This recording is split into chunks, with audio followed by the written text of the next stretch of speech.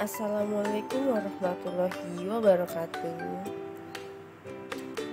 Di sini saya akan menjelaskan tentang wawasan Nusantara ujian tengah semester PKN dengan dosen pengampu Bu Fitra Mulyanti. Perkenalkan, nama saya Gista Fiona Banuati dengan NIM 289215006, Prodi Manajemen Reguler plus semester 1. Wawasan Nusantara. Wawasan Nusantara adalah cara pandang dan sikap bangsa Indonesia mengenai diri dan bentuk geografinya berdasarkan Pancasila UUD 1945.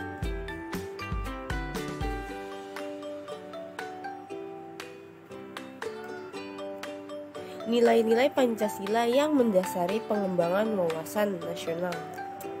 1. Penerapan hak asasi manusia, biasa disebut dengan HAM.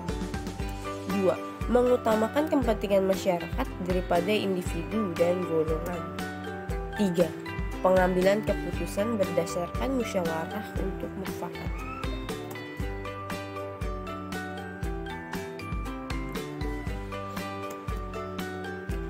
Tujuan wawasan Nusantara. 1. Tujuan nasional berdasarkan dapat dilihat dalam pembukaan UUD 1945. 2. Tujuan ke dalam adalah mewujudkan kesatuan segenap aspek kehidupan baik alamiah maupun sosial.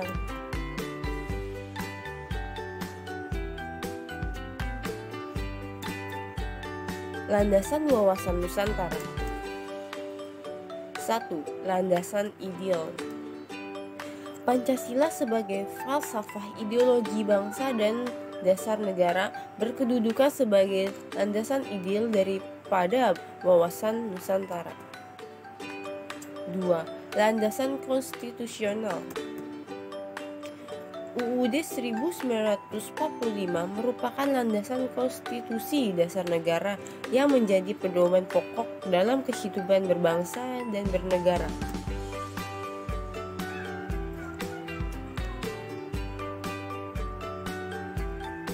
Empat, landasan visional.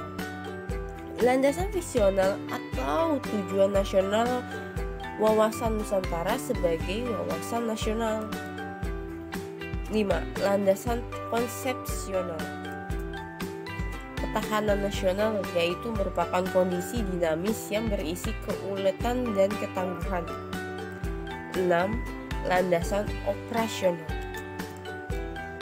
GBHN adalah sebagai landasan wawasan operasional dalam wawasan Nusantara.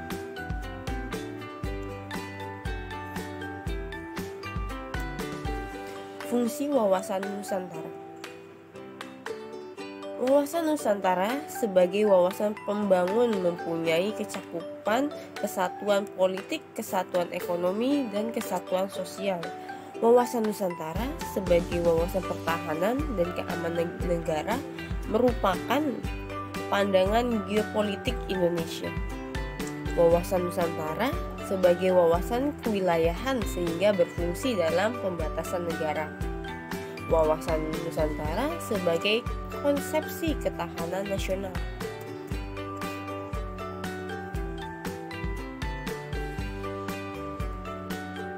Wawasan nasional suatu bangsa dibentuk dan dijiwai oleh pahaman-pahaman kekuasaan dan geopolitik yang dianut. Beberapa teori atau paham kekuasaan dan geopolitik yang dianut.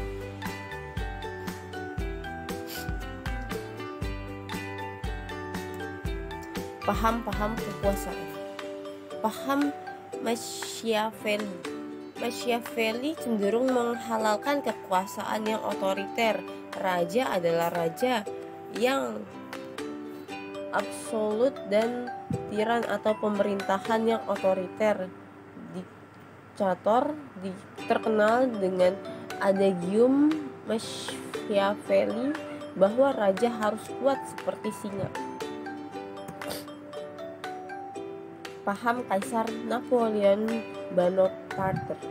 Napoleon menegaskan bahwa kekuatan politik harus didukung oleh kekuatan ekonomi. Ingat bahwa jatuhnya pemerintah Orde Baru akibat krisis moneter dan ujungnya menjadi krisis ekonomi.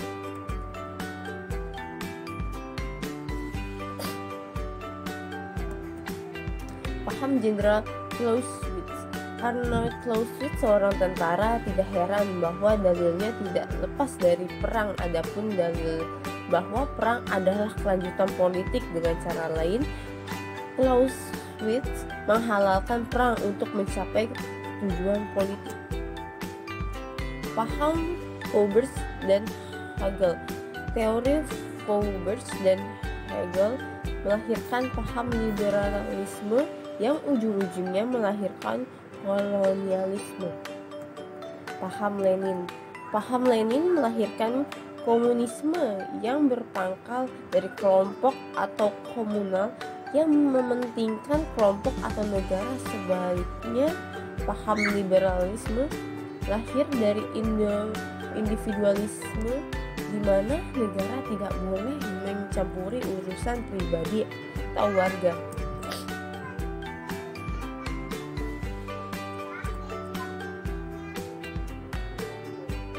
Teori geopolitik. Secara harfiah, geopolitik adalah geo berasal dari geografi dan politik artinya pemerintahan. Jadi geopolitik artinya cara menyelenggarakan suatu pemerintahan yang disesuaikan atau ditentukan oleh kondisi atau konfigurasi geografinya. Contoh, NKRI memilih negara kesatuan karena kondisi atau konfigurasi geografinya merupakan negara kepulauan.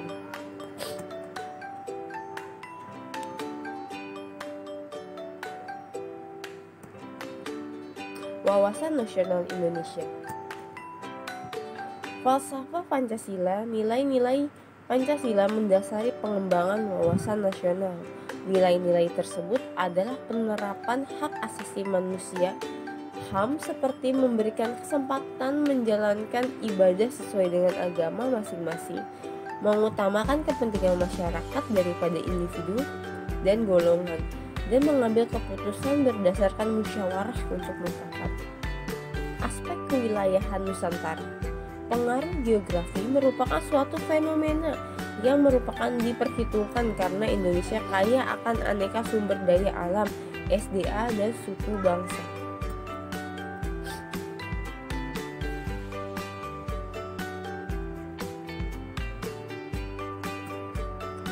Aspek sosial budaya. Indonesia terdiri atas ratusan suku bangsa dan yang masing-masing memiliki adat istiadat, bahasa, agama, dan kepercayaan yang berbeda-beda. Aspek sejarah. Indonesia memiliki pengalaman sejarah yang tidak menghendaki terulangnya perpecahan dalam lingkungan bangsa dan negara Indonesia.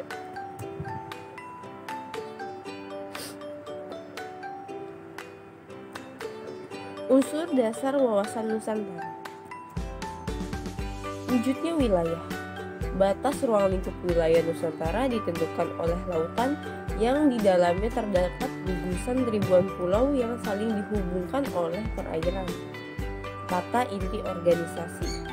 Bagi Indonesia, tata inti organisasi negara didasarkan pada UUD 1945 yang menyangkut bentuk dan kedaulatan negara, kekuasaan pemerintahan, sistem pemerintah, dan sistem perwakilan.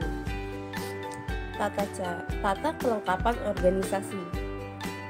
Wujud tata kelengkapan organisasi adalah kesadaran politik dan kesadaran bernegara yang harus dimiliki oleh seluruh rakyat yang mencakup partai politik, golongan, dan organisasi masyarakat, kalangan pers, seluruh aparatur negara.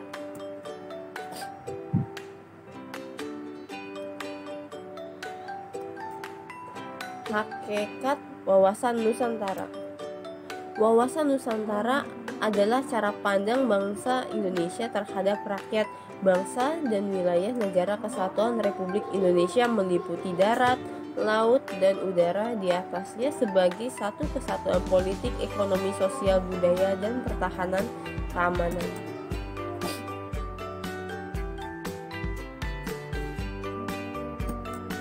Asas wawasan Nusantara merupakan ketentuan-ketentuan atau kaidah-kaidah dasar yang harus dipatuhi, ditaati, dipelihara, dan diciptakan demi tata dan setianya komponen berbentuk bangsa Indonesia terhadap kesepakatan bersama.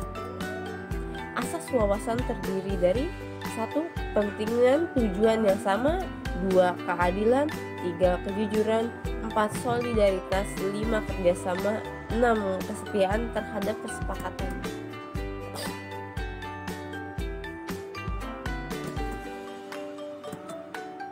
Arah pandang wawasan Nusantara. Arah pandang ke dalam. Arah pandang ke dalam bertujuan menjamin perwujudan persatuan kesatuan segenap aspek kehidupan nasional, baik aspek alamiah maupun aspek sosial. Arah pandang keluar. Arah pandang keluar ditunjukkan demi terjaminnya kepentingan nasional dalam dunia yang serba berubah maupun kehidupan dalam negeri, serta dalam melaksanakan ketertiban dunia berdasarkan kemerdekaan, perdamaian abadi, dan keadilan sosial, serta kerja sama dan sikap saling menghormati.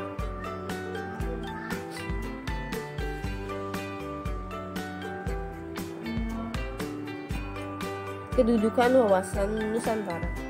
Wawasan Nusantara sebagai wawasan nasional bangsa Indonesia merupakan ajaran yang diyakini kebenarannya oleh seluruh rakyat agar tidak terjadi penyesatan dan penyimpangan dalam upaya mencapai serta mewujudkan cita-cita dan tujuan nasional.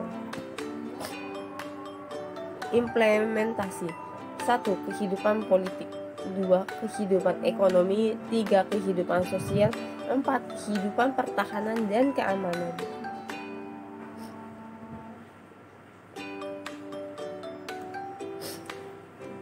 Permasyarakatan atau sosialisasi wawasan Nusantara.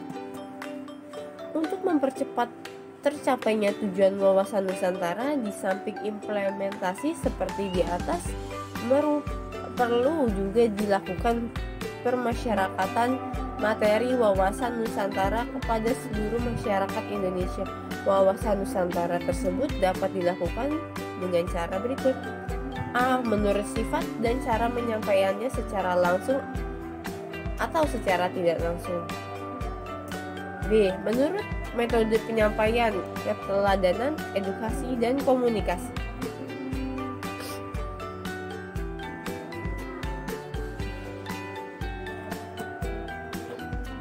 Terima kasih telah menyaksikan. Wassalamualaikum warahmatullahi wabarakatuh.